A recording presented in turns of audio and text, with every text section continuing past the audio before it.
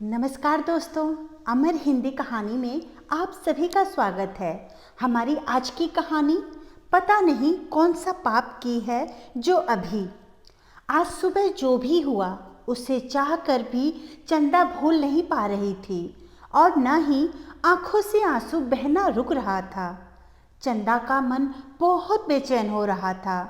उसकी शादी को 5 साल से ज़्यादा हो चुके थे, पर अभी तक उसकी गोद सुनी थी। फिर भी वह खुश रहने की पूरी कोशिश करती थी, पर आज उसके दिल के जख्म फिर से हरे हो गए।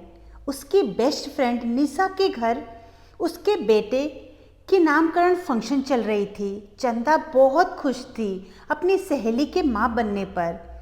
हॉस्पिटल में जब तक उसकी दोस्त निशा के घर वाले नहीं आए थे, तब तक चंदा ने ही उसकी और उसकी न्यूबॉर्न बेबी की देखभाल की। बच्चे के नामकरण फंक्शन में सोसाइटी की सारी महिलाएं आई थीं। हवन होने के बाद सब महिलाएं नवजात बच्चे को आशीर्वाद दे रही थी कि तभी निशा ने चंदा को इशारे से बुलाकर कहा, चंदा तुम थोड़ी देर बच्चे को संभाल लोगी? मैं काफ़ी थक गई हूँ यार, सुबह से बिल्कुल टाइम ही नहीं मिला आराम करने को। हाँ क्यों नहीं, लाओ मुझे दे दो और तुम आराम कर लो। निशा की सासू माँ चंदा की गोद में बच्चे को देखकर जोर से चिल्लाईं, बहू तुम्हें जरा भी अक्ल है कि नहीं, जो ऐसी औरत के हाथ में बच्चा थमा दिया? बच्चे को नज़र लग जाएगी। पता नहीं कौन सा पाप की है जो अभी तक बांझ है। इतना सुनते ही निशा ने कहा, आप कैसी बात कर रही हैं माँ जी? आपको पता भी है आप क्या बोल रही हैं?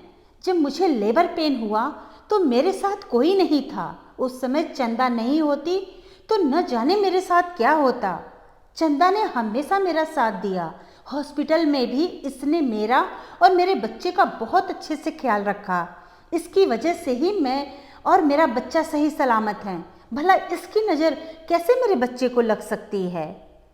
ये सब सुनकर बाकी औरतें भी बातें बनाने लगीं। अरे ऐसी औरतों को तो इस तरह की फंक्शन में बुलाना ही नहीं चाहिए। खुद तो माँ बन नहीं सकती, इसीलिए नई माँ और बच्चे पर उनकी छाया पड़ना अशुभ होता है। इतनी जली कटी बातें सुनकर चंदा की आंखों से लगातार आंसू टपकने लगे। बच्चे को झट से निशा को पकड़ाकर चंदा भारी कदमों से घर आ गई और फूट फूट कर रोने लगी।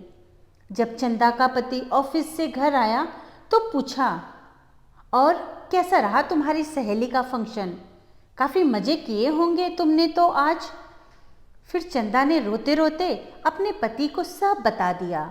इतना सुन के चंदा के पति ने उसके आंसुओं को पोंछते हुए कहा, देखो चंदा, मैं सिर्फ इतना कहना चाहता हूँ कि लोगों की बातों को जितना दिल से लगाओगी उतना ही तुम्हें तकलीफ होगी। लोगों की आदत होती है जले पे नमक छिड़कने की, इसलिए बेहतर होगा कि तुम ऐसी बातों को इग्नोर किया करो। कैसे करूं, आप ही बताओ ना। सबने कुछ गलत भी तो नहीं कहा। पता नहीं क्यों भगवान ने मेरे साथ ही नाइंसाफ़ी की।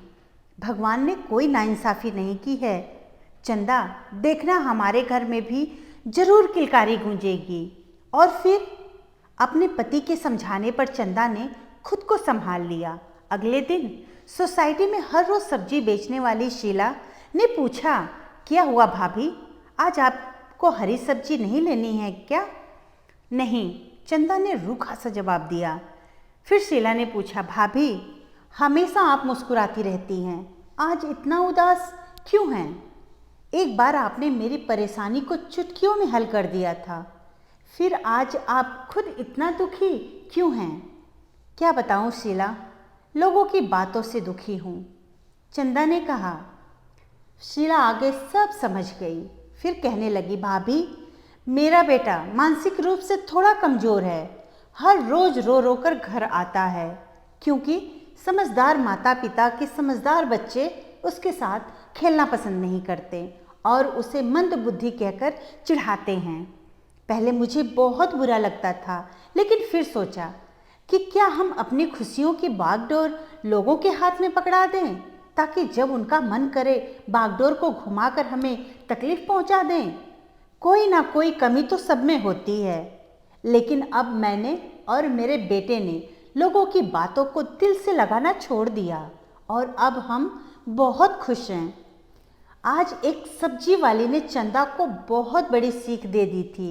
उसने चहक कर कहा, सही कहा तुमने शीला, अब से मैं भी अपनी खुशियों की बागडोर अपने हाथ में रखूंगी और लोगों की बातों को अपनी ज़िंदगी में कोई जगह नहीं दूंगी। मुझे पूरा भरोसा है कि मेरी ज़िंदगी में भी जल्द ही खुशियाँ आएंगी। तुम्हारा बहुत बहुत धन्यवाद शीला, जो तुमने बातों बातों में मुझे जीने की एक नई राह दिखा दी। आज के बाद मैं सबकी बातों को अनसुना करके खुश रहूँगी। मुझे नहीं फ़र्क पड़ेगा कि कौन क्या कह रहा है, मुझे ऊपर वाले पर पूरा विश्वास है। धन्यवाद दोस्तों। कहानी अच्छी लगी तो लाइक और सब्सक्राइब ज़रूर करिएगा और दोस्तों को शेयर भी ज़रूर करें।